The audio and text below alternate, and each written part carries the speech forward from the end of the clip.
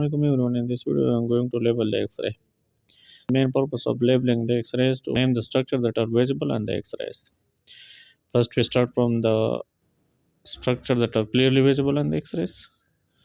You can see over here. This whole skull. The lung you can see over here. And these are the two lungs. These two transverse structure you can see over here. These are the clavicle. One is the right, the other is left clavicle. And you may see over here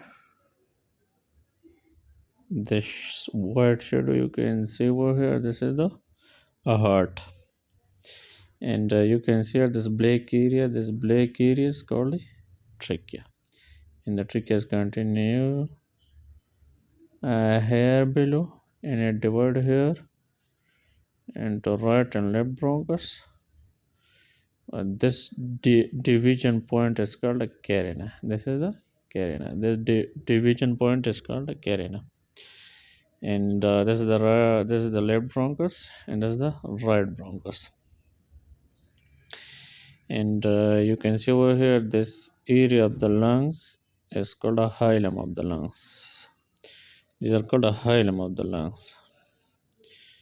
And you can see over here these are the ribs. These are the ribs. You can see over here this there is an angle here. You can see this angle is called the phrenic angle. And you can also see over here this is the angle. You can see over here this angle is called cardiophrenic angle. There is another structure which is continuous from here up to here. This is called diaphragm. This is the diaphragm. See over here, this is the base of the heart. This is the base of the heart.